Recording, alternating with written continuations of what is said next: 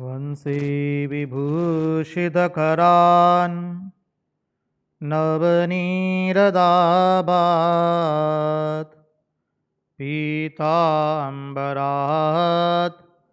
अरुणबिम्बफलादरुष्ठात् पूर्णेन्दुसुन्दरमुखात् अरविन्दनेत्रात् कृष्णात् परं किमपि तत्त्वम् अहं न जाने।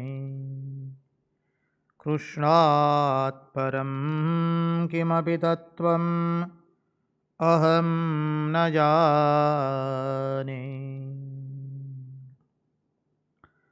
स्वस्ति श्रीगणेशाय नमः। श्रीसरस्वत्यै नमः। श्रीगुरुभ्यो नमः। नारायणं नमस्कृत्य नरं चैव नरोत्तमं देवीं सरस्वतीं व्यास ततो जयमुदीरयेत्। नमस्ते शारदे देवी सरस्वती मतिप्रदे वसत्वं मम जिह्वाग्रे सर्वविद्याप्रदा भव। गुरुर्ब्रह्मा गुरुर्विष्णु गुरुर्देवो महेश्वर गुरुर्साक्षात् परब्रह्म तस्मै श्रीगुरवे नमः। सच्चिदानन्दरूपाय विश्वोत्पत्त्यादिहेतवे तापत्रयविनाशाय श्रीकृष्णाय वयं नुमः। ॐ नमः परमहंसास्वादित चरणकमलचिन्मकरन्दाय भक्तजनमानसनिवासाय श्रीरामचन्द्राय विश्वसर्गविसर्गादि नवलक्षणलक्षितं श्रीकृष्णाख्यं वरं धाम जगद्धाम नमामि तत्। ॐ स्थापकाय च धर्मस्य सर्वधर्मस्वरूपिणे अवतारवरिष्ठाय रामकृष्णाय ते नमः। मुखं करोति वाचालं पङ्गुं लङ्घयते गिरिं यत्कृपात्वमहं वन्दे परमानन्दमाधवम्।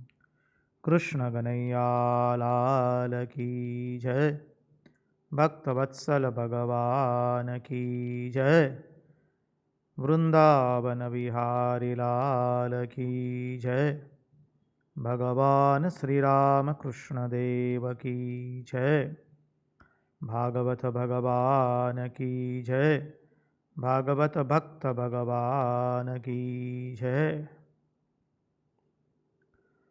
ओम नमो भगवते वासुदेवाय। नारायण नारायण नारायण नारायण।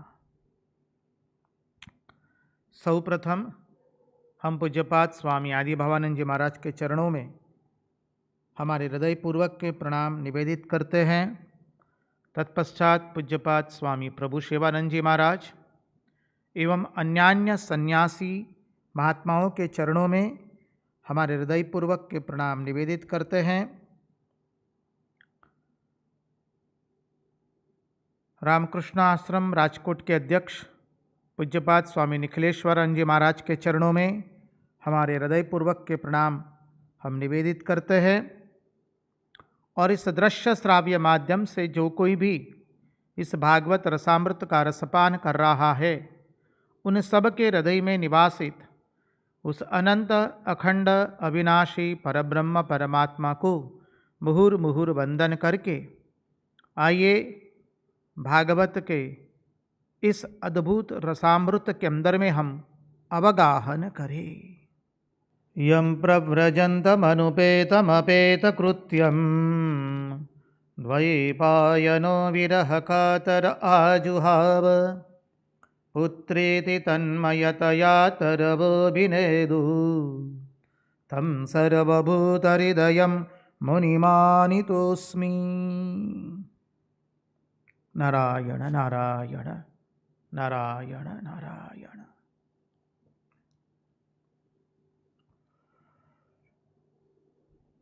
तो आइए चले, जब जरासंध द्वारिका पर हमला करने के लिए तैयार हो चुका है। कल हमने देखा था जरासंध 23 अक्षौहिणी सेना लेकर के आया है और मथुरा को पूर्ण रूप से उसने घेर लिया है चारों ओर से। भगवान देख रहे हैं कि मथुरा नगरी 23 अक्षौहिणी सेना से घेर चुकी है। भगवान की सेना तो अत्यंत अल्प मात्रा में थी। भगवान देख रहे उसकी सेना को। इतने में आकाश मार्ग से 2 दिव्य रथ आए। एक रथ पर हमारे केशव सवार हुए, नंदनंदन यशोदानंदन श्री कृष्ण पूर्ण पुरुषोत्तम एक रथ पर सवार हुए और दूसरे रथ पर बलभद्र जी सवार हुए। भगवान ने जब जरासंध की अक्षौहिणी सेना को देखा, भगवान एक तरह से जैसे तय कर लेते हैं कि जरासंध को हम मारेंगे नहीं, उसको निहत्ता करके छोड़ देंगे, क्योंकि मेरा काम तो है परित्राणाय साधुनाम विनाशाय च दुष्कृताम। ये जितने असुर आ रहे हैं ये सब तो सामने से मेरे पास आ रहे हैं, तो मेरा काम यही होगा कि हर बार वो जब जब असुरों को लेकर आए तब इन असुरों को मैं उद्धार कर दूंगा और जरासंध को छोड़ दूंगा। हमने इस पूरी घटना का तत्वार्थ देखा है। अब 23 अक्षौहिणी सेना लेकर के जब आए, भगवान अपने दोनों रथ, एक रथ पर गरुड़ का चिन्ह है और दूसरे बलभद्र जी के रथ पर तमाल का चिन्ह है। दोनों रथ गए जरासंध की सेना के अंदर में और मथुरा की माताएं छजों पर चढ़ चढ़ करके देख रही है। तो क्या देखती है? चारों ओर केवल जरासंध की अक्षौहिणी सेना है और भगवान के और बलभद्र जी के रथ कहीं दिखाई नहीं दे रहे। माताएं घबरा गई है। मथुरा वासी पूरे घबरा चुके हैं। क्या होगा? हमारे भगवान का तो रथ भी नहीं दिखाई दे रहा है। नारायण को प्रार्थना करते हैं सब लोग। जरासंध की अक्षौहिणी सेना भगवान की सेना पर टूट पड़ती है। अब भगवान देख रहे हैं कि सेना का निकंदन निकल रहा है। भगवान ने पंचजन्य शंख का शंखनाद किया है और उस शंखनाद से आधे जरासंध के पक्ष के लोग तो, राजा लोग तो घबरा ही गए। इतने घबरा गए कि जैसे उनको मृत्यु निश्चित दिखाई दी। और भगवान अपने दिव्यास्त्रों से जरासंध की 23 अक्षौहिणी सेना का संहार कर देते हैं। बोलो कृष्ण कन्हैया लाल की जय। भगवान ने जरासंध की 23 अक्षौहिणी सेना का संहार कर दिया। जरासंध को पकड़ लिया। उसको निहत्था कर दिया है, उसका रथ तोड़ दिया है। बलभद्र जी उसे मारने जाते थे, तब भगवान ने कहा कि इसको हम छोड़ देते हैं, क्योंकि जब जब छोड़ देंगे तब तब वो असुरों को लेकर फिर आएगा आक्रमण करने, तो हमारे सामने सब असुर ऐसे ही आ जाएंगे और असुरों के उपद्रव से इस पृथ्वी की हम रक्षा अत्यंत आसानी से कर पाएंगे। यह सोच करके जरासंध को निहत्था करके छोड़ दिया गया। जरासंध का बहुत अपमान हुआ, और ऐसा एक बार नहीं हुआ, 17 बार हुआ है। समझिए, अब वो क्या किया उसने, नारद जी ने काल यवन को भेजा। अब आप कहेंगे नारद जी क्यों ऐसा काम कर रहे हैं? नारद जी को तो भगवान की महिमा प्रकट करनी है। हमें बाहर से ऐसा लग रहा है जैसे नारद जी उकसा रहे हैं, असुरों को उकसा रहे हैं। कंस के पास गए थे, कंस को उकसाया दोनों बार, जन्म के समय, और फिर जब भगवान 10.5 से 11 वर्ष के हो गए तब। अब देखिए, महात्माओं ने विश्लेषण करके कहा कि श्री कृष्ण ने श्री धाम ब्रज क्षेत्र छोड़ा है 10.5 से 11 वर्ष के बीच में। तत्पश्चात भगवान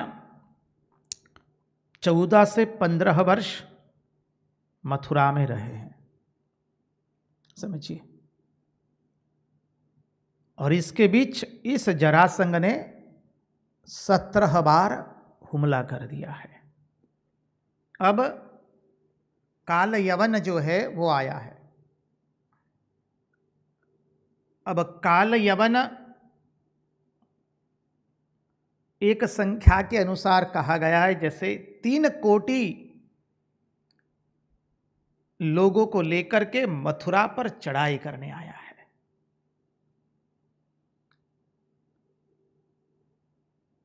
अब जब काल यवन आया तो भगवान ने युक्ति की है। भगवान ने क्या किया? भगवान स्वयं भागते हैं, क्योंकि काल यवन के मृत्यु दूसरे किसी से करवानी है भगवान को। काल यवन भाग रहा है श्री कृष्ण के पीछे, भगवान के पीछे वो भाग रहा है, भगवान भाग रहे हैं। काल यवन भगवान को ललकारता है और कहता है, अरे तुम यदुवंशी होकर के भाग रहे हो, रुको। अब काल यवन को भगवान ऐसे भगाते हैं, भगवान काल यवन से इतनी ही दूरी रखती है जिससे उसे ऐसा प्रतीत हो कि अभी पकड़ा जाएगा, अब हाथ में आ जाएगा, अब हाथ में आ जाएगा। अब भगवान तो भक्त के हाथ में आएंगे, काल यवन के हाथ में थोड़ी ना आएंगे। भगवान बध चुके हैं मैया यशोदा के हाथों, मैया यशोदा के प्रेम से। भगवान भक्त के अधीन है, भगवान तो काल यवन के अधीन नहीं है। भगवान उससे खिलवाड़ करते हैं। भगवान दौड़ रहे, काल यवन पीछे दौड़ रहा है। उसे आशा बध गई है कि अब तो ये श्री कृष्ण पकड़ा जाएगा, क्योंकि जो नारद जी ने लक्षण बताए थे, वक्षस्थल पर श्रीवत्सांकित होगा, गले में कौस्तुभ मणि होगी, पीला पीतांबर होगा, सुंदर मधुर हास्य होगा, वही श्री कृष्ण है। बोले यही है। और काल यवन अपनी द्रुत वेग से भगवान का पीछा कर रहा है। भगवान को जब काल यवन ने ललकारा, अरे तुम यदुवंशी होकर के भाग रहे हो, भगवान कोई उत्तर नहीं देते हैं।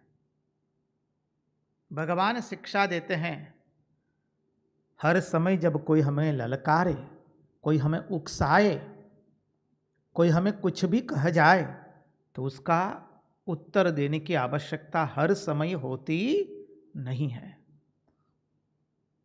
हाथी चले बाजार में, कुत्ते भौंके 1000, साधु को दुर्भाव नहीं, जब निंदे संसार। भगवान भाग रहे हैं, वो ललकार रहा है पीछे से, भगवान कोई उत्तर नहीं देते, ना ही पीछे मुड़ करके देखते हैं। भगवान दौड़ रहे, अरे हमारे कन्हैया कैसा है, कर्तुम अकर्तुम अन्यथा कर्तुम सर्वसमर्थ। अब भगवान ने क्या किया, भगवान को तो कौतुक करना है अभी। भगवान घुस गए गुफा के अंदर में, एक गुफा में घुस गए भगवान, और वहां जाकर के भगवान छिप गए। भगवान छिप गए। काल यवन दौड़े दौड़े गुफा में प्रवेश करता है, तो देखता है गुफा के अंदर में एक व्यक्ति सोया है। उसने भी पीला पीतांबर ही अपने ऊपर ओढ़ करके रख दिया है। महात्मा लोग कहते थे श्री कृष्ण ने वही पीला पीतांबर उस व्यक्ति के ऊपर डाल दिया था। वो व्यक्ति गुफा के अंदर में सो रहा है। काल यवन को हुआ निश्चित यही है श्री कृष्ण, अब सोने का ढोंग कर रहा है।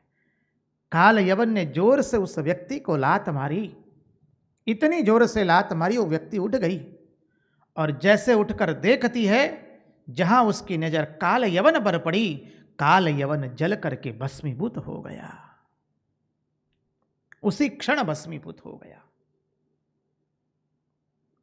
वो कौन थे जो गुफा में सोए हुए थे? वो मुचकुंद जी थे, राजा मुचकुंद थे। ये राजा मुचकुंद इक्ष्वाकु वंश के मांधाता राजा के वंश में हो गए। मांधाता के पुत्र थे इक्ष्वाकु वंश के अंदर में मुचकुंद ऋषि।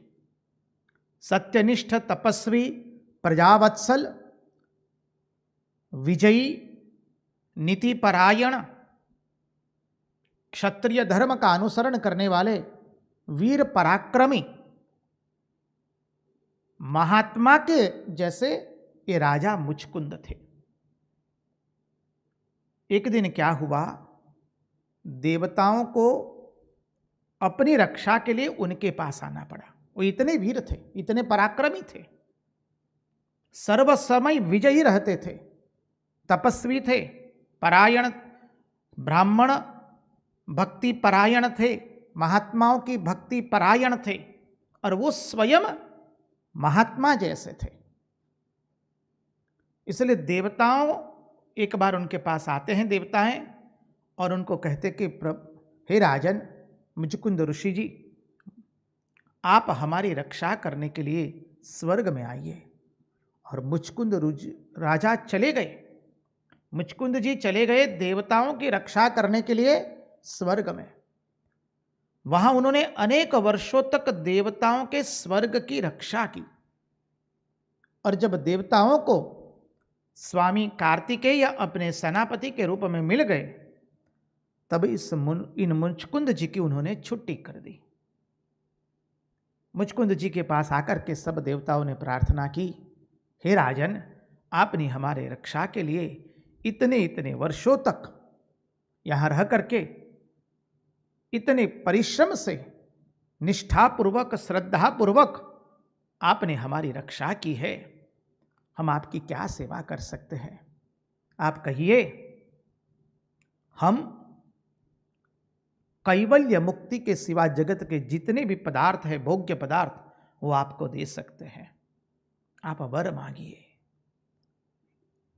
अब मुचकुंद जी कहते हैं, देखिए मुझे कुछ वर नहीं चाहिए, मैं अनेक वर्षों से सोया नहीं हूं, रक्षा कर रहे थे देवताओं की, तनिक भी निद्राधीन नहीं हुए थे। बोले मुझे और कोई वर मत दीजिए, मुझे निद्रा करनी है अभी। देवताओं ने कहा ठीक है आप जाइए, क्योंकि अभी आप जाएंगे तो आपका न राज्य रहा होगा, ना आपके पुत्र पौत्रादि, ना कोई रहा होगा, सब तो काल के गर्त में सब कब के चले गए। क्योंकि देवताओं का काल अलग होता है, हमारा काल अलग होता है।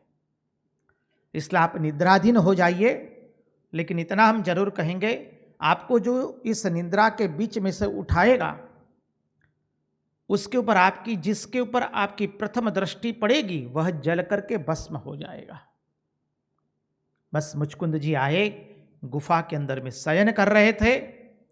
श्री कृष्ण तो कर्तुम अकर्तुम अन्यथा कर्तुम सर्वसमर्थ है।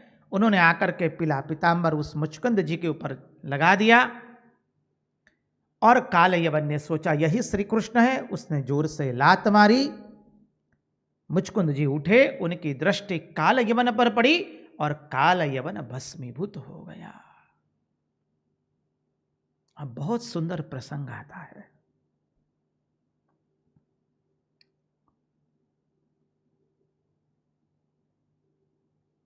जैसे काल यवन भस्मीभूत हो गया, हमारे केशव, हमारे पूर्ण पुरुषोत्तम भगवान श्री हरि वहां पर प्रकट हो गए। अब भगवान मुचकुंद जी के सामने आ गए तो मुचकुंद जी ने अद्भुत भगवान का दर्शन किया है। पीला पीतांबर पहना है, श्याम वर्ण है, श्री वत्सांकित है, गले में कौस्तुभ मणि है, अधरों पर सुंदर हास्य है भगवान का, गले में वैजंती माला है घुटनों तक, और भगवान मंद मंद हास्य कर रहे हैं। हम क्या बताएं, बहुत सुंदर श्लोक है। आइए श्रीमद् भागवत से उसकी थोड़ी आवृत्ति करें हम लोग। इतना सुंदर है, हम सोचे थे नहीं करेंगे, लेकिन रहा नहीं जाता है। भगवान का इतना सुंदर माधुर्य का वर्णन है। भागवतकार लिखते हैं, तमालोक्य घनश्यामं पीतकौशेय वाससं, तमालोक्य घनश्यामं पीतकौशेयवाससं, श्रीवत्सवक्षसम्भ्राजत् कौस्तुभेन विराजितं, चतुर्भुजं रोचमानं वैजयन्त्या च मालया, चारुप्रसन्नवदनं स्फुरन्मकरकुण्डलं, प्रेक्षणीयं नृलोकस्य सानुरागस्मितीक्षणम्, अपि च वयसंवत्त मृगेन्द्रोदारविक्रमम्, पर्यपृच्छन्महाबुद्धिस्तेजसा तस्य दर्शितः, शङ्कितः शनकैराजा दुर्दर्शमिव तेजसा। भगवान का अनुपम सौंदर्य का दर्शन किया है।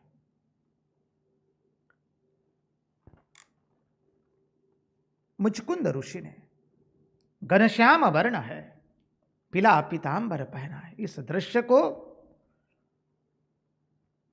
हम अपने हृदय में अंकित कर दे। सच कहते हैं, एक तरह से देखिए, जब इस दृश्य को अंकित करेंगे तो महात्मा लोगों ने तो अनेकों अर्थ निकाले हैं। हमारे हृदय गुहा के अंदर में हम शयन कर रहे हैं, क्योंकि हमारी आंखें केवल विषय को देखती है। हम जगे हुए नहीं हैं, ना ही हमारे में विवेक है, ना ही हमारे में वैराग्य है, ना ही हमारे में षट संपत्ति और मुमुक्षा की इच्छा है। क्या सुंदर महात्मा लोग इसका वर्णन करते हुए कहते हैं, हम लोग अपनी हृदय गुहा के अंदर में सोए हुए हैं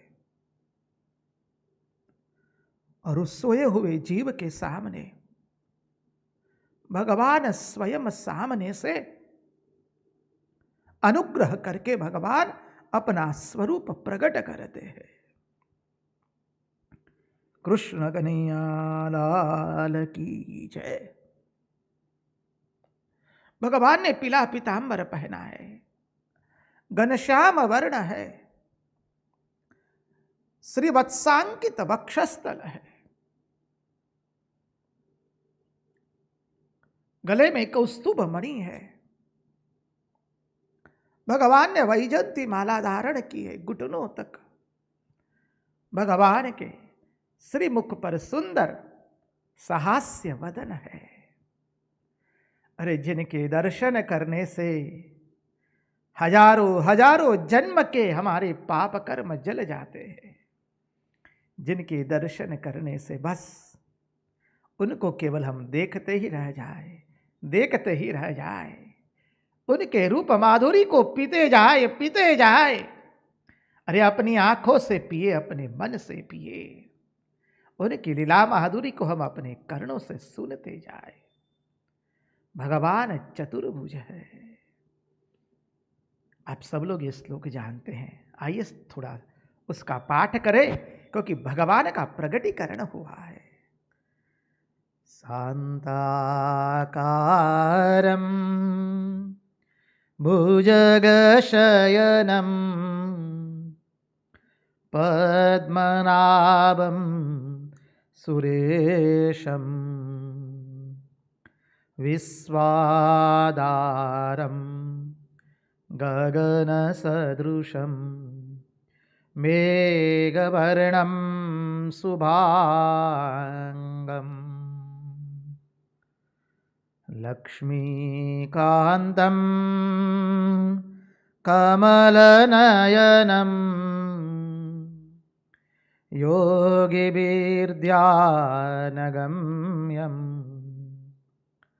वन्दे विष्णुं भवभयहरं सर्वलोकैकनाथम्। भगवान ने अपना चतुर्भुज स्वरूप प्रकट कर दिया है। मुचकुंद जी देख रहे, क्या अद्भुत स्वरूप है। मुचकुंद जी हाथ जोड़कर भगवान की स्तुति करते हैं। आप है कौन?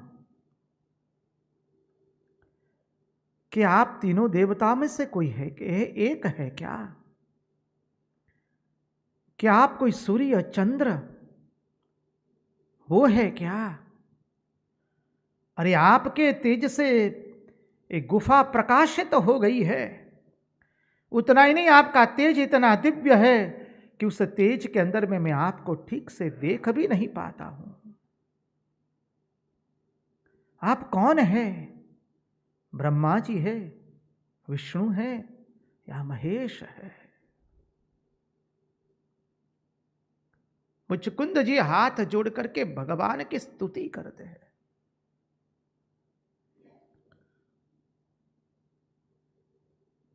आप तेजस्वियों के तेज है, आप अग्नि के अग्नि है।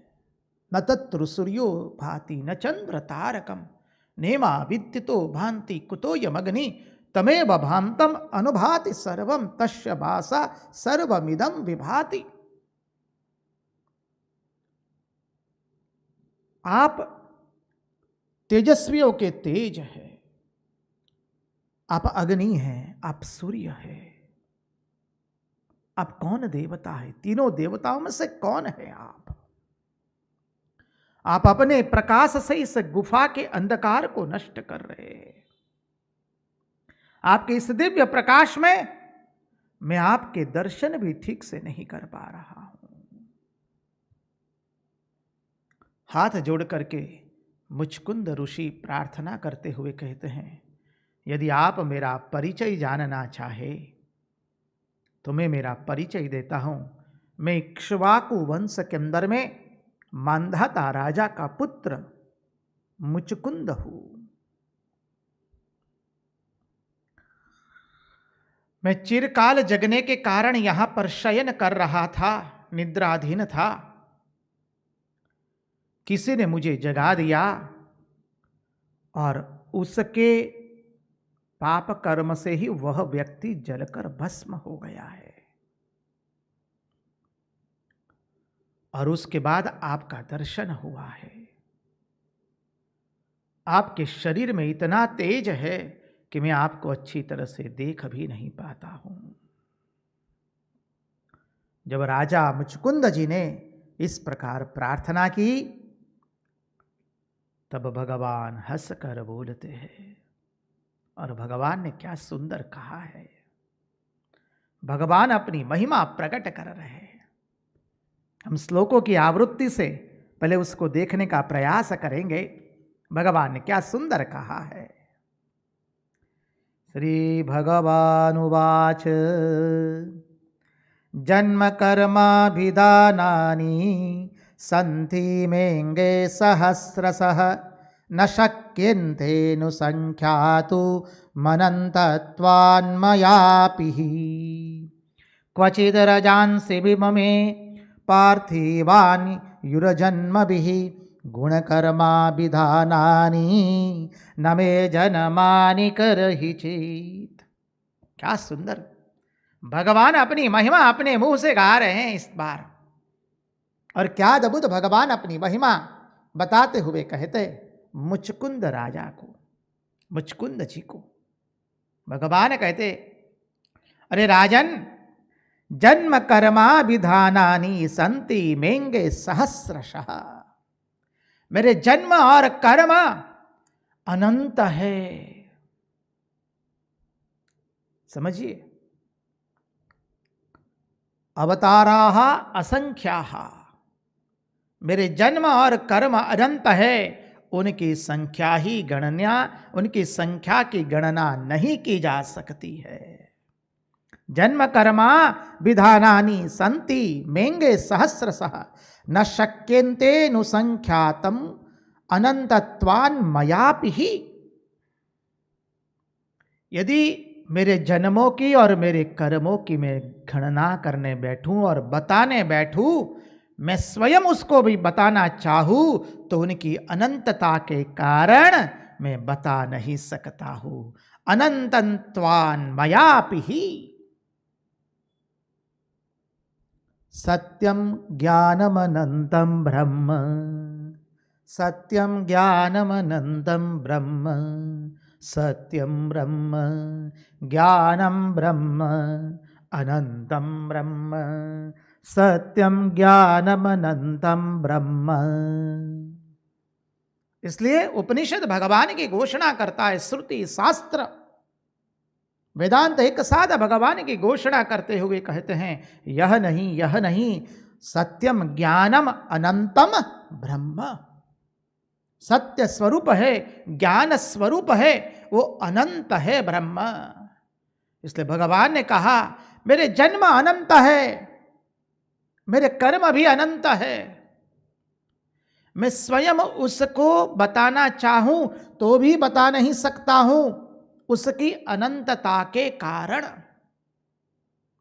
इसलिए तो लिख दिया, आप सब लोग गाते, पुष्पदत्त ने लिखा ने, असिधिगिरि समस्यात् कज्जलम सिंधुपात्रे सुरवर तरुशाखा लेखनी पत्र मुरभी लिखित यदि गृहीत्वात् शारदा सर्वकालम तदपि तव गुणानां ईश पारम नयाति।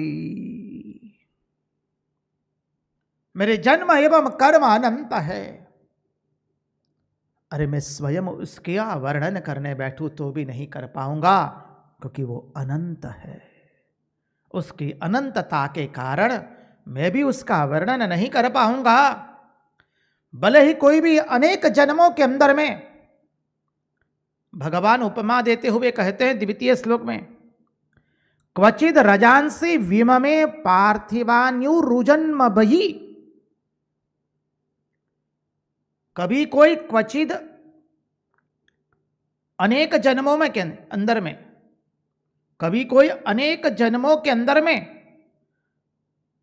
हो सकता है कि वो पृथ्वी के रजकणों को गिन ले। शब्द पर ध्यान दीजिए। हो सकता है कि कोई अनेक जन्मों के अंदर में पृथ्वी के रजकणों को गिन ले, परंतु मेरे जन्म आदि की गणना नहीं हो सकती है, नहीं हो सकती है, नहीं हो सकती है। क्वचिद रजांसि विममे पार्थिवान्यु रजुन्मभिः गुण कर्माभिधानानि न मे जन्मानि करहि चित्। हमारे नीलमणि ने कह दिया, हमारे प्राण प्रिय प्रियति प्रियतम हमारा प्राणनाथ श्री कृष्ण आज कह रहा है। क्या अद्भुत कह रहे। देखिए, भगवान ने इस तरह से अपनी महिमा बहुत कम लोगों के सामने प्रकट की है। मुचकुंद जी सामान्य व्यक्ति नहीं है,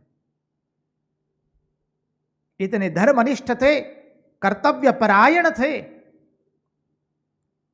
महात्माओं के अनुरागी थे, ब्राह्मणों को पूज्य गिन करके उनकी सेवा करते थे, प्रजावत्सल थे, पराक्रमी थे, वीर्य थे, शौर्यशाली थे, सर्वत्र विजयी रहे हैं वो।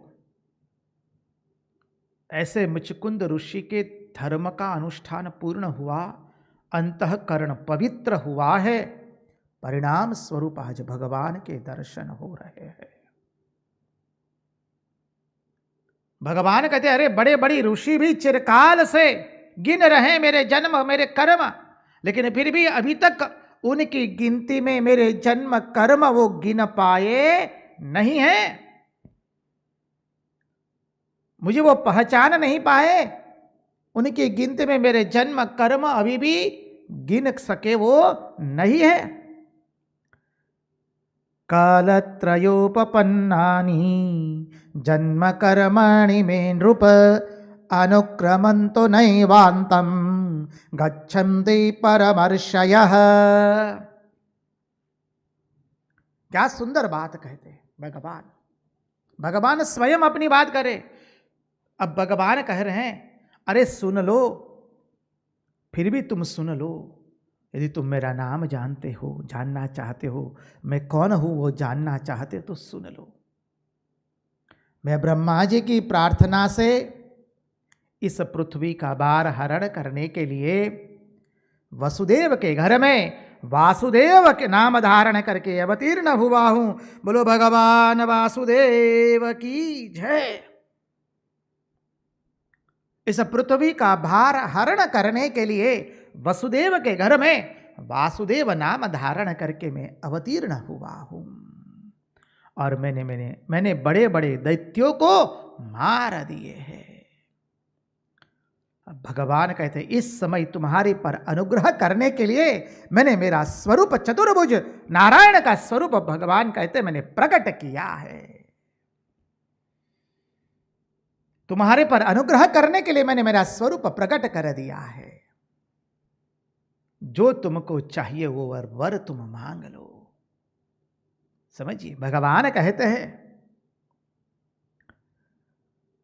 क्योंकि एक बार मेरे दर्शन प्राप्त हो जाने पर मनुष्य को कभी दुखी होना पड़ता नहीं है।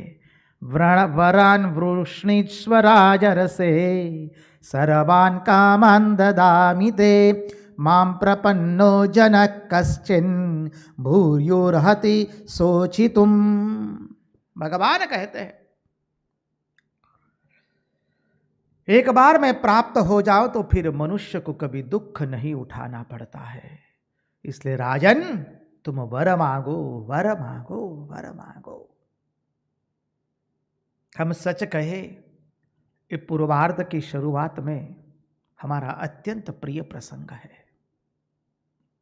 हम तो बलियार हो जाते हैं इसका चिंतन करते करते। क्या अद्भुत भगवान ने अपनी महिमा प्रकट की है। हम भी हृदय गुहा के अंधकार में ग्रसित है, और भगवान कल्पना कीजिए भगवान हमारे हृदय के अंदर में चतुर्भुज नारायण का स्वरूप प्रकट कर देते हैं।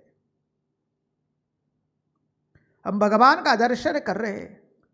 जहां हमारा तन होता है हम वहां नहीं होते हैं, जहां हमारा मन होता है वहां हम होते हैं। और भगवान का चतुर्भुज स्वरूप देखा है हमने। वह श्लोक याद कीजिए, तमद्भुतम बालकमम्बुजेक्षणम चतुर्भुजम शंख गदायुधायुधम श्रीवत्स लक्ष्मम गलसौपि कौस्तुभम पीताम्बरम सांद्र पयोदसौभगम।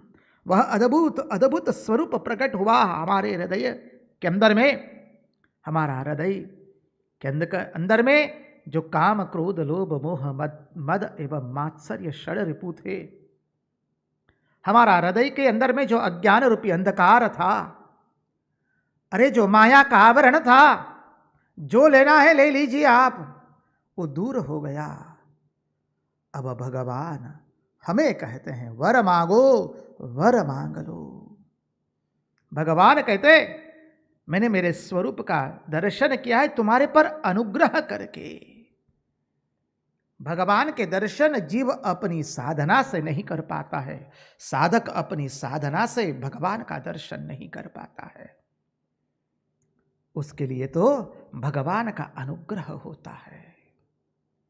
मनुष्य जन्म मिला वो भी भगवान का अनुग्रह है। अब मुचकुंद ऋषि स्तुति करते हैं भगवान की, क्या अद्भुत स्तुति करते हैं, बलिहार हो जाएंगे। हम स्तुति को थोड़ा विस्तृत रूप से देखने का प्रयास करेंगे, क्योंकि उत्तरार्ध की इस लीला के अंदर में ये प्रथम लीला ही ऐसी है जो हमें अत्यंत भाती है, हम उसका अतिक्रम करके नहीं जा सकते हैं। आइए अब मुचकुंद जी क्या स्तुति करते हैं, देखते हैं। मुचकुंद उवाच विमोहितोऽयं जनैष मायया त्वदीयया त्वां न भजत्यनर्थदृक् सुखाय दुःख प्रभवेषु सज्जते गृहेषु योषित पुरुषश्च वंचितः। जो लोग श्रीमद् भागवत मूल भागवत खोल करके बैठे हैं, स्तवन करना है 10वां स्कंद 51वां अध्याय 46वां श्लोक। क्या सुंदर स्तुति करते हैं भगवान की, क्या सुंदर कहा है। मुचकुंद जी कहते हैं विमोहितोऽयं जनैष मायया त्वदीयया त्वां न भजत्यनर्थदृक्। प्रभु, जीव तो आपकी इस भुवन मोहिनी माया से मोहित हो चुका है। हम सब लोग भगवान की इस भुवन मोहिनी माया से मोहित हो चुके हैं, इसलिए प्रभु वो भजन कर नहीं पाता है। हमको विषय ही अच्छे लगते हैं, हमें इंद्रिय सुख अच्छा लगता है, शब्द स्पर्श रूप रस और गंध इस 5 गणिकाओं को लेकर के जीव उसके साथ रमण करता है, और ये 5 गणिकाएं जीव का सर्वनाश करती है, क्योंकि जीव आपकी भुवन मोहिनी माया में मुक्त हो चुका है। क्या सुंदर बताया है। बोले प्रभु भगवान माया से मोहित हो चुके, तो क्या माया से छूटने का कोई उपाय नहीं है? अरे बोले हमारे केशव ने तो बता दिया। क्या बताया? अरे दैवी एषा गुणमयी मम माया दुरत्यया मामेव ये प्रपद्यन्ते माया में ताम तरन्ति ते। तो यहां तो भक्त अपने सोपान से अद्भुत स्तुति कर रहा है। इस स्तुति का स्तवन करना चाहिए, बहुत सुंदर स्तुति है, क्योंकि इसके बाद ऐसी स्तुति रुक्मणी जी का ब्याह के प्रसंग में आने वाली है। वो तो एक अद्भुत स्तुति है। 7 श्लोकों की स्तुति जो है, हम उसको थोड़ा विस्तृत रूप से देखने का प्रयास करेंगे। वो एक अद्भुत स्तुति है। उसके पहले की यह स्तुति तो अतुलनीय अनुपम है। विमोहितोऽयं जनैष मायया त्वदीयया त्वां न भजन्त्यनर्थदृक्। आपका भजन नहीं कर पाया, वो आपकी भुवन मोहिनी माया में मुग्ध हो गया। और जब भुवन मोहिनी माया में मुग्ध हो गया तो क्या, जो असत्य था उसको सत्य लगने लगा, जो नश्वर था वो उसे शाश्वत लगने लगा, जिसकी कोई कीमत नहीं थी वो उसे बहुमूल्य लगने लगा। यह आपकी भुवन मोहिनी माया में मुक्त होकर इसलिए जीव ने आपका भजन बंद कर दिया और वो 5 गणिकाओं के हाथ में गिर गया और 5 गणिकाएं इकट्ठी होकर उसको मार रही है। शब्द, स्पर्श, रूप, रस और गंध। जहां कोई सुरीली आवाज आती है हम उसके प्रति आकर्षित हो जाते हैं। कोई हमें स्पर्श करता है तो उसका स्पर्श से हम आकर्षित हो जाते हैं। किसी का रूप देखता है जीव तो उस रूप के प्रति वो मोहित हो जाता है। अरे व्यंजनों के रस में वो मोहित हो जाता है और मनुष्य की गंध के पीछे वो अपने आप को खो बैठता है। अब जिस सिद्धांत से विषय भोग करता है, वैराग्यवान भक्त, उपासक, साधक भी उसी सिद्धांत से उसमें से वैराग्य प्राप्त करता है। हम शब्द सुनेंगे तो केवल कृष्ण कथा का ही शब्द सुनेंगे। भगवान की कथा ही हमारे कर्ण से जाएगी, इस कर्ण से और कोई शब्द नहीं जाएगा। कायेन वाचा मनसेन्द्रियैर्वा बुद्ध्यात्मना वा प्रकृते स्वभावात् करोमि यद् यद् सकलं परस्मै नारायणायेति समर्पयामि। इस कर्ण से हम और कुछ जगत की, प्रपंच की बात नहीं सुनेंगे। जैसे लंपट पुरुष इकट्ठा मिल करके नारी की चर्चा करते हैं, विषयी नारी की चर्चा करते हैं, हे नाथ हम उस तरह से कभी कोई प्रपंच की चर्चा नहीं करेंगे। हम तो इकट्ठा होकर के क्या करेंगे? गृहे गृहे गो पवदुखदम्बा सर्वे मिलित्वा समवाप्य योगम पुण्यानि नामानि पठन्ति नित्यं गोविन्द दामोदर माधवेति। शब्द स्पर्श, अरे हम स्पर्श करेंगे, भगवान का स्पर्श करेंगे। इसलिए साधक, उपासक, भक्त किसी को स्पर्श नहीं करते हैं। याद रखिए, स्पर्श अत्यंत खराब चीज है। अपने यहां धर्मशास्त्र में कहा है, आप लोग उसका पालन भी करते होंगे। अपने यहां संतान भी 12 वर्ष की हो जाए तत्पश्चात मां स्पर्श नहीं करती है, पिता पुत्री को स्पर्श नहीं करती है, मां पुत्र को स्पर्श नहीं करती है। अपने यहां स्पर्श है ही नहीं। स्पर्श तो केवल भगवान का लेना है। स्पर्श तो लेंगे अपने गुरुदेव का आशीर्वाद का स्पर्श लेंगे मस्तिष्क पर, अन्यथा किसी का स्पर्श नहीं करेंगे इस शरीर को। अरे रूप देखेंगे तो रूप तो, अरे जब से कन्हैया, अरे वो नीलमणि तुम्हारा रूप देख लिया है, अब तब से जगत का रूप हमें भाता नहीं है। जिसने भगवान के श्री चरण कमल का दर्शन किया है उसके लिए तो स्वर्ग की अप्सराएं भी चिता के भस्म की जैसी लगती है। ओ नीलमणि, जब से तुम्हारे सौंदर्य का दर्शन किया है अब जगत का ये सौंदर्य फीका पड़ गया है। अरे रस लेंगे तो हमें तो श्री कृष्ण नाम का रस चाहिए, श्री कृष्ण के अधरामृत का रस चाहिए। और गंध तो हम भगवान श्री कृष्ण की श्री कृष्ण गंध लेंगे, दिव्य गंध का आस्वादन करेंगे।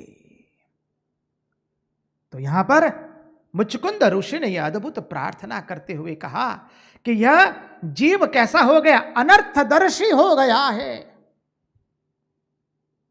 अनर्थ को ही देख रहा है। वो सारा वस्तु को देखता नहीं है। अरे सुख के लिए वो दुख के गर्त में चला गया। सुख चाहिए उसको सुख, लेकिन कार्य करता है जिससे उसे दुख की प्राप्ति हो। हम सबको सुख चाहिए, लेकिन हम सब लोग दुख ही प्राप्त करने का कार्य करते हैं। कल वो सिद्धांत देखा था कंस का, उस सिद्धांत की संगति लगानी पड़ेगी यहां। कंस अर्थात क्या है? जो वस्तु को देश काल में परिच्छिन्न करके मैं कर दे, वह है कंस। ये हिंसा करते हैं। हम इस हिंसा करके ही हमारा कार्य करते हैं, ये हिंसा करके ही हम जगत का व्यवहार करते हैं। परिणाम स्वरूप हम कार्य तो सुख के लिए करते हैं, लेकिन दुख ही दुख पाते हैं।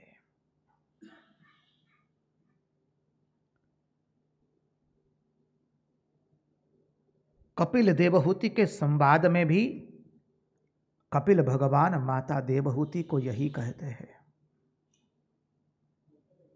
ये जो जीव है वो अपने आप को परिच्छिन्न कर देता है, और उस परिच्छिन्नता के कारण उस जीव को शांति नहीं मिलती है।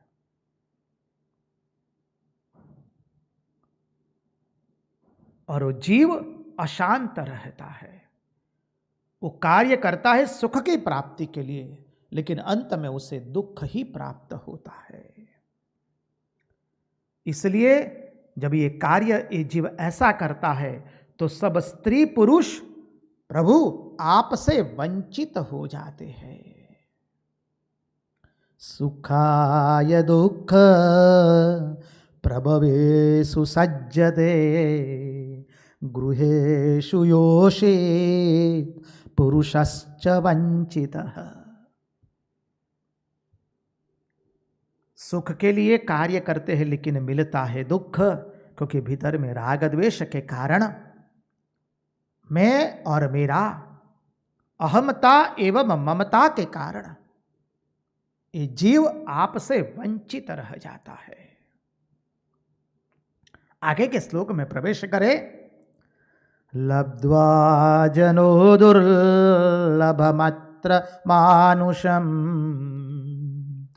कथञ्चिदव्यङ्गमयत्नतो नग पादारविन्दं न भजत्य सन्मतिर्गृहान्दकूपे पतितो यथा पशुः।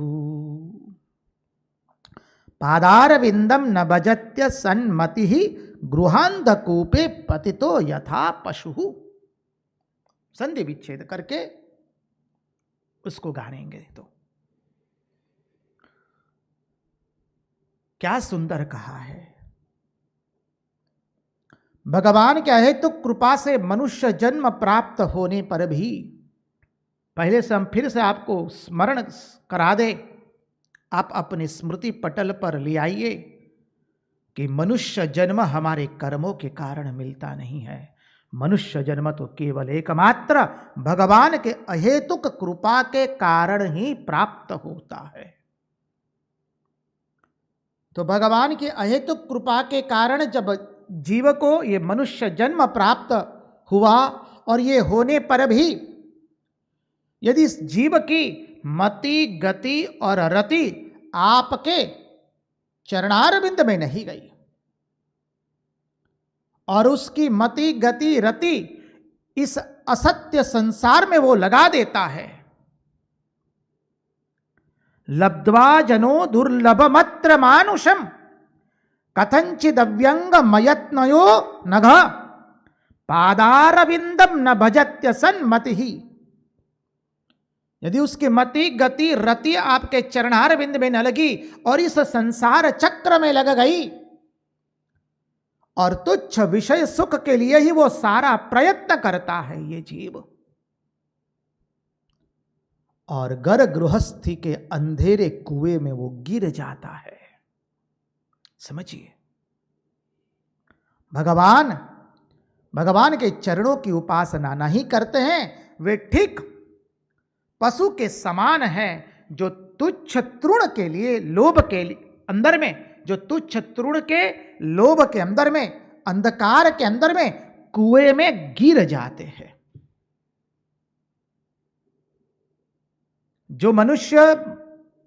जो जीव को इस मनुष्य जन्म प्राप्त होने पर भी अपने इस प्राप्तव्य मनुष्य जन्म को और अपनी बुद्धि को, अपनी मति, गति और रति को भगवान के चरण में न लगा करके इस संसार में लगाता है, वो कैसा है?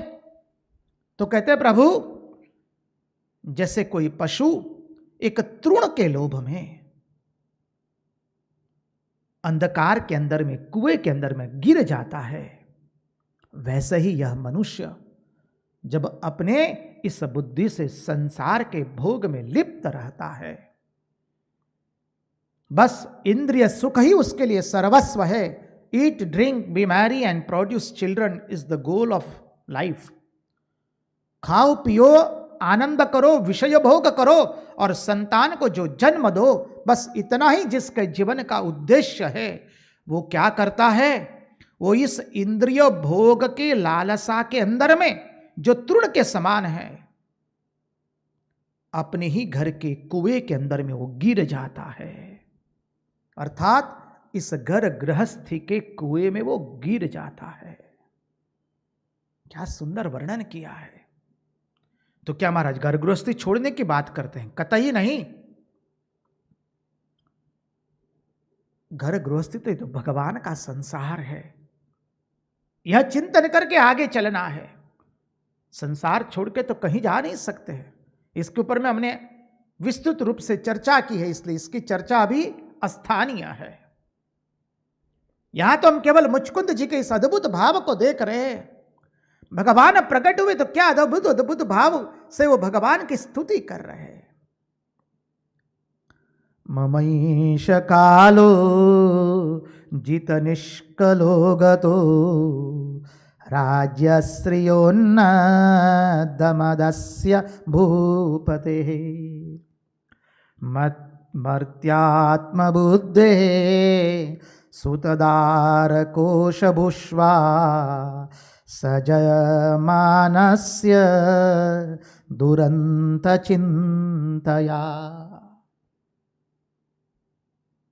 प्रभु, मैं आप ही को भूल करके यह राज्य मेरा, यह राज्य मेरा, आपके दर्शन के बिना मेरे अब तक का समय निष्फल गया है। क्या सुंदर प्रार्थना है। जब तक भगवान का दर्शन नहीं हुआ है तो दर्शन, भगवान के दर्शन के बिना का जीवन जो है वो तो मृत्यु के समान है। इसलिए देखिए, जब प्रभु श्री राम अपने कौशल देश से निकले और विश्वामित्र के यज्ञ की रक्षा करके, अहल्या का उद्धार करके, मां जानकी जी का वरण करके जब अयोध्या वापस आते हैं, तब मां कौशल्याम्बा भगवान की आरती उतारते हैं। मां गदगद हो गई है, आंखों से अश्रु बहते हैं। प्रभु श्री राम मां कौशल्याम्बा के चरण में गिरते हैं। मैया प्रभु को उठा लेती है और मैया कहती है, मैं जान गई हूं तुम कौन हो। मैया की आंखों में अश्रु है। प्रभु श्री राम कहते हैं, मैया तुम्हारी आंखों में अश्रु क्यों है? बोलो तुमको क्या दुख है? मैया कहती, मुझे एक वरदान दो। प्रभु कहते, मैया मांगो, तुम जो कहोगी वो मैं तुमको दूंगा। मैया कौशल्याम्बा ने मांग लिया, ओ राम, जिस दिन से तुम कौशल देश छोड़ के गए थे और आज पुनः कौशल देश में पधारे हो, इतने दिनों का जो इतना समय व्यतीत हुआ, इतने दिन का जो समय व्यतीत हुआ है, विधाता को कहना कि वो हमारे भाग्य में ना लिखे। हमारे भाग्य में से विधाता को कहना कि वो दिन मिटा दे। जिस दिन से तुम्हारे दर्शन नहीं हुए वो दिन दिन नहीं है, वो जीवन जीवन नहीं है, वो मृत्यु के समान है। भक्त भगवान के चरणारविंद में यही प्रार्थना करता है कि प्रभु जिस दिन हम आपका दर्शन न कर पाए वो हमारे लिए जीवित दिन नहीं, हमारी मृत्यु हो चुकी है। क्योंकि हम तो जीवित तब है जब प्रभु आपकी वांगमय स्वरूप का श्रवण करे, हमारे हृदय के नेत्रों से प्रभु आपका दर्शन करे।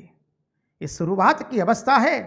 शुरुआत की अवस्था में हम हृदय के नेत्रों से भगवान का दर्शन करते हैं और वही भाव जब स्थूल बनकर सामने आ जाता है तो भक्त जो है भगवान के अनुपम सौंदर्य का अपने नेत्रों से दर्शन करता है। और महात्माओं ने कहा है जो भाव हमारे हृदय में है वही भाव मूर्तिमंत होकर हमारे सामने अपरोक्ष रूप से प्रकट होता है।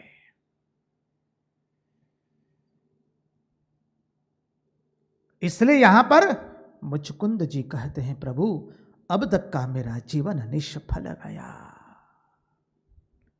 और आगे का अद्भुत श्लोक आता है, उसको देखने से पहले हम महाराज जी से विनती करेंगे एक छोटा सा भजन प्रस्तुत करें। बाद में अद्भुत स्तुति करते हुए मुचकुंद जी सुंदर प्रार्थना करते हैं।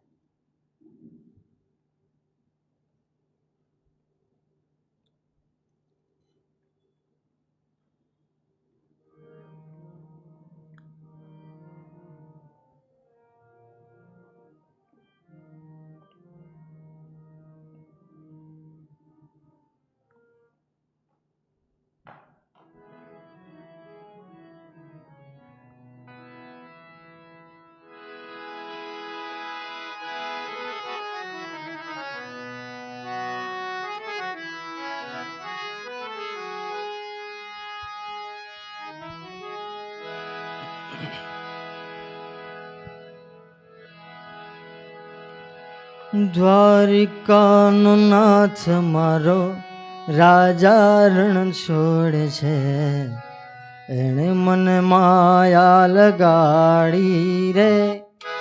દ્વારિકાનો નાથ મારો રાજા રણ છોડે છે, એણે મને માયા લગાડી રે. એણે મને માયા લગાડી મારા વાલા,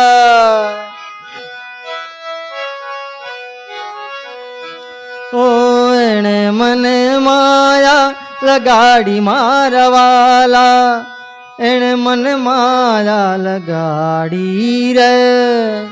દ્વારિકાનો નાથ મારો રાજા રણ છોડે છે, એણે મને માયા લગાડી રે.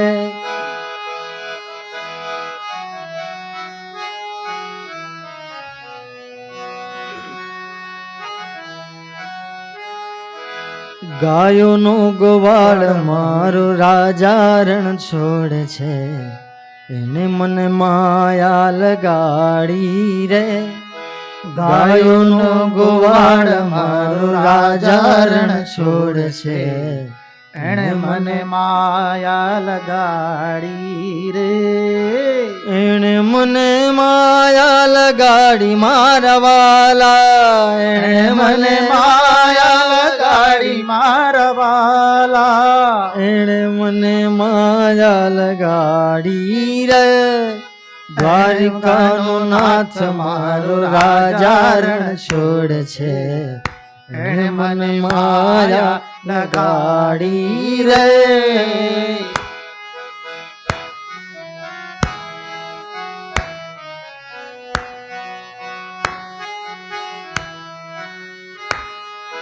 ગોપીઓનો કાન મારો રાજા રણ છોડે છે, એણે મને માયા લગાડી રે.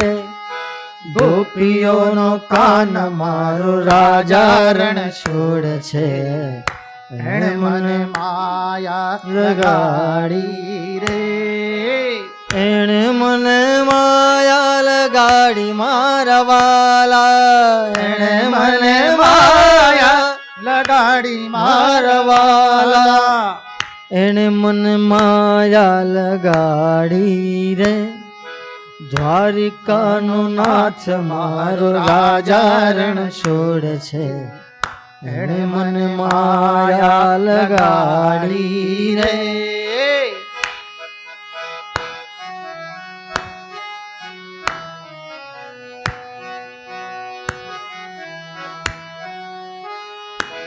મીરાનું શ્યામ મારો રાજા રણ છોડે છે, એણે મને માયા લગાડી રે.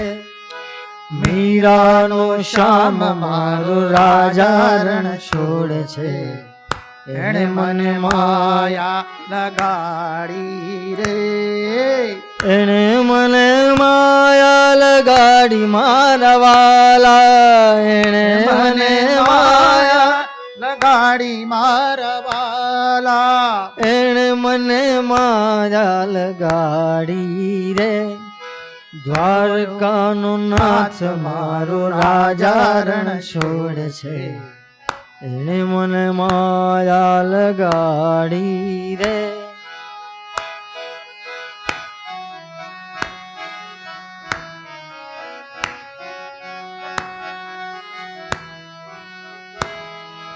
ડાકોરનો નાથ મારો રાજા રણ છોડે છે, એણે મને માયા લગાડી રે.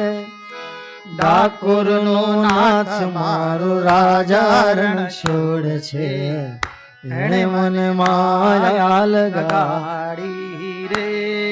ઓ એણે મને માયા લગાડી મારા વાલા. એણે મને માયા લગાડી મારા વાલા. એણે મને માયા લગાડી રે. દ્વારકાનો નાથ મારો રાજા રણ છોડે છે, એણે મને માયા લગાડી રે.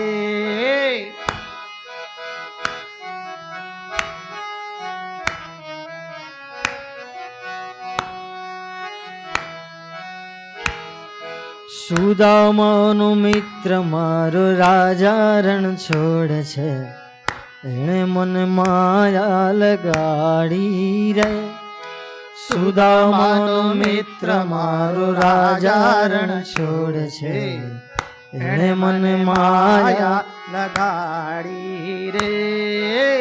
એણે મને માયા લગાડી મારા વાલા. એણે મને માયા લગાડી મારા વાલા. એણે મને માયા લગાડી રે. દ્વારકાનો નાથ મારો રાજા રણ છોડે છે, એણે મને માયા લગાડી રે.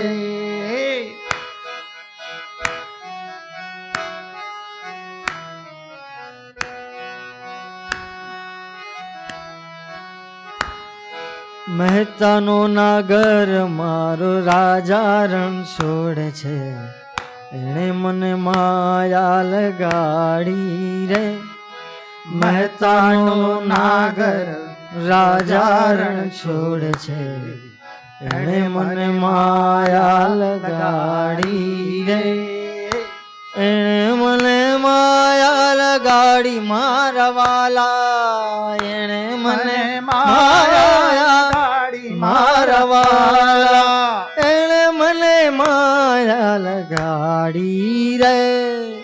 દ્વારકાનો નાથ મારો રાજા રણ છોડે છે, એણે મને માયા લગાડી રે.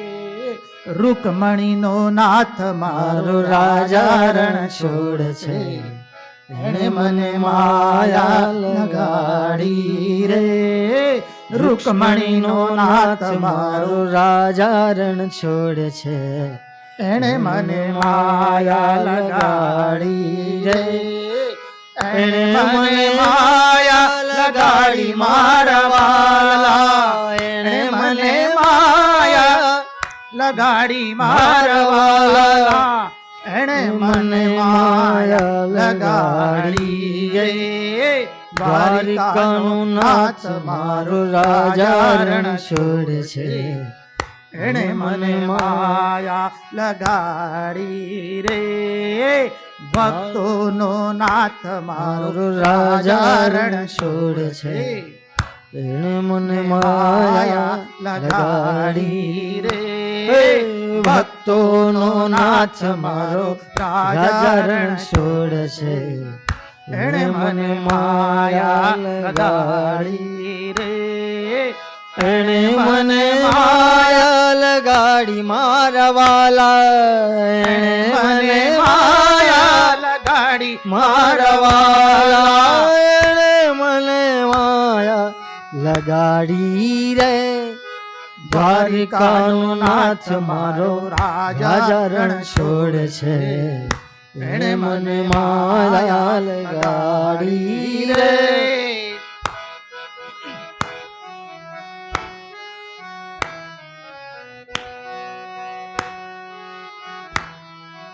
ऊंचा आवाज में एक ऊंचा आवाज में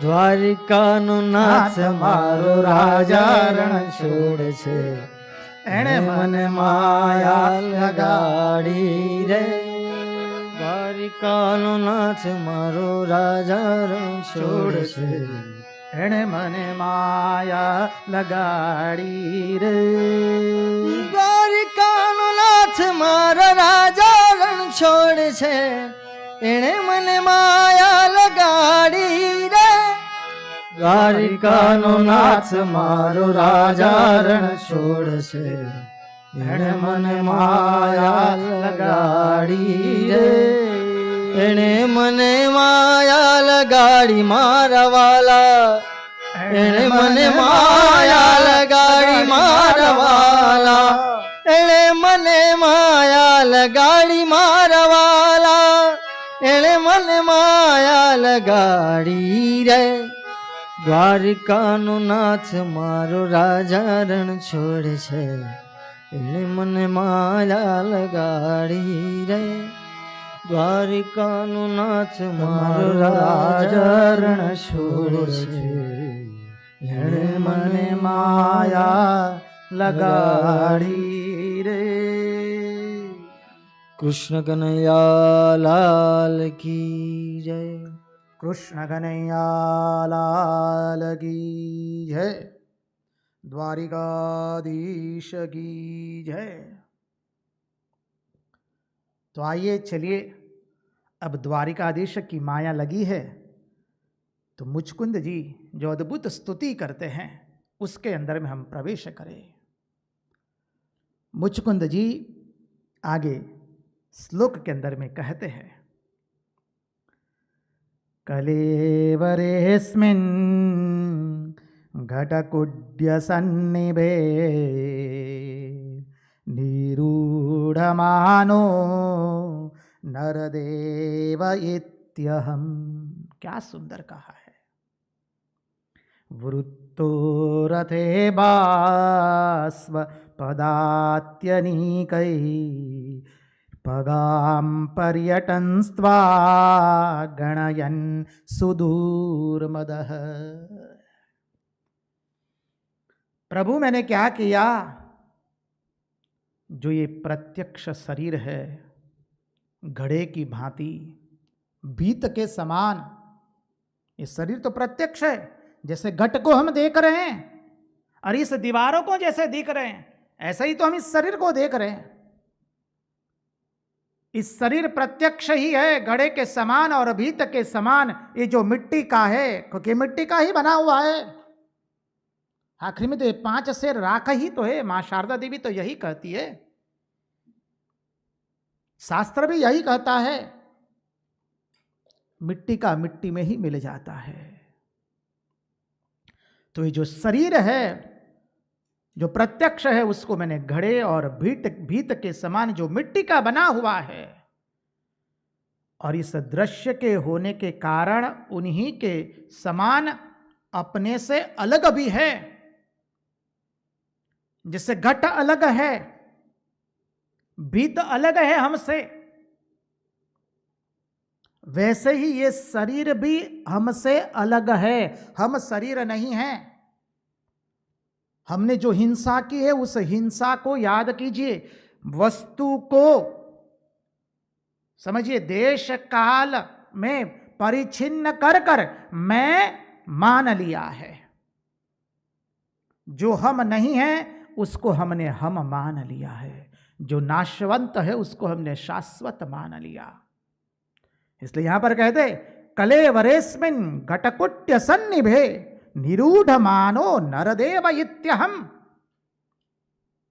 घट और भीत जैसे हमसे अलग है, अलग है इसलिए वो दृश्य है, और दृश्य होने के कारण हम उसको देख सकते हैं, तो हमारा शरीर भी दृश्य ही है, और उसी को मैंने अपना स्वरूप समझ लिया। हमारा स्वरूप है सच्चित और आनंद, सत स्वरूप, चित्त स्वरूप, आनंद स्वरूप, सत स्वरूप, ज्ञान स्वरूप, आनंद स्वरूप।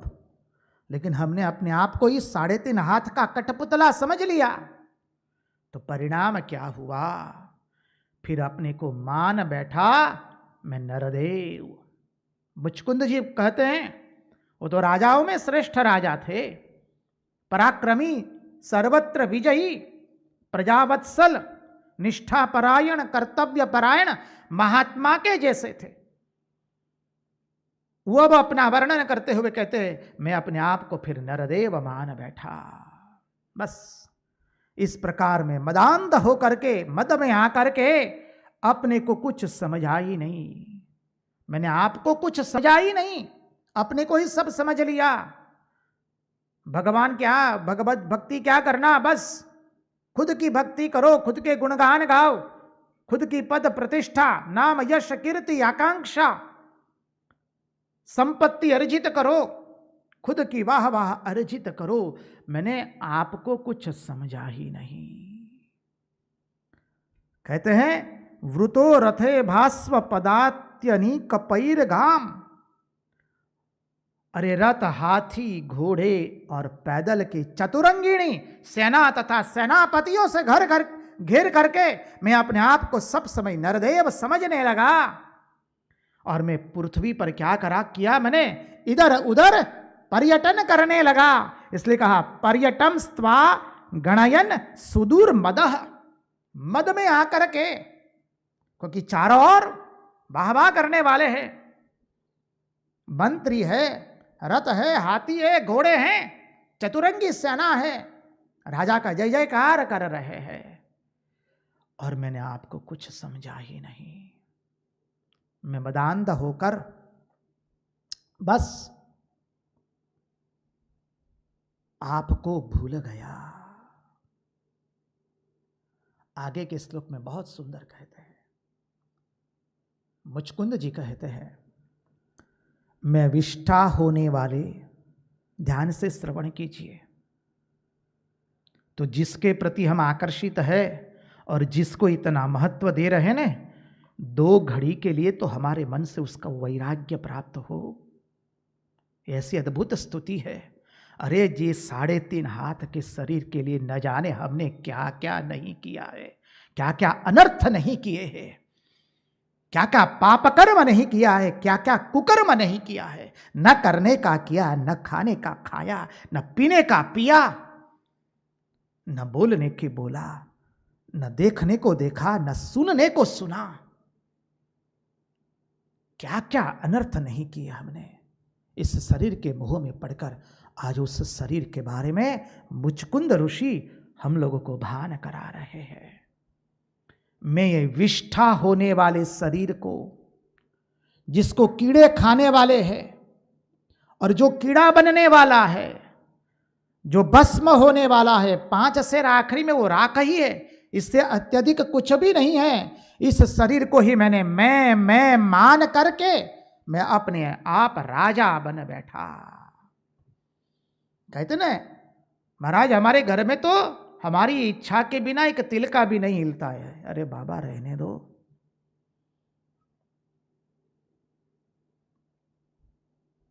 देखिए भागवत के 10वें स्कंद के पहले 9वां स्कंद आया है, और 9वें स्कंद के अंदर में अनेक राजाओं की कथा है। क्यों राजाओं की कथा है? श्रीमद् भागवत महापुराण हमको बोध कराता है, इतने बड़े बड़े पराक्रमी राजा आए, शूरवीर राजा आए, बलवान राजा आए, वीर्यवान राजा आए, चक्रवर्ती सम्राट आ गए सब, जिसका एक छत्र राज था समग्र पृथ्वी पर, वो भी सब चले गए। अब किसी का कुछ नामो निशान नहीं है, तो तुम्हारा और मेरा क्या रहेगा? ओ साधु सावधान, साधु सावधान, साधु सावधान। ये समझ करके इस जगत के प्रपंच के अंदर में से तुम वैराग्य करके अपने मन को निकाल लो इसमें से। जो परमार्थ के यात्री है वो देश काल वस्तु को परिच्छिन्न कर करके मैं नहीं करते रहते हैं। इसका गुढ़ार्थ अत्यंत है। इसलिए मुचकुंद ऋषि यहां पर मुचकुंद जी प्रार्थना करते हुए कहते हैं, ये जो विष्ठा होने वाला ये शरीर है, जो कीड़ा होने वाला शरीर है, जो भस्म होने वाला ये शरीर है, उसी को मैंने मैं करके मान बैठा, मैं राजा बन गया। और क्या हुआ? मुझे स्त्रियों ने अपने पाले हुए मृग की तरह इसके साथ क्रीड़ा किया। समझिए, जो बताया प्रथम श्लोक में ही, 5 गणिकाओं के फंदे में पढ़ करके इस जीव की क्या दुर्दशा हुई है।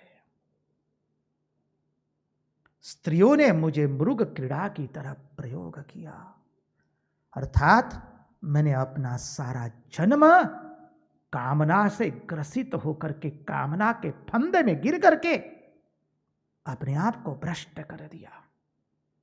यहां कोई मातृरूपा नारी के ऊपर में नहीं कहा गया है।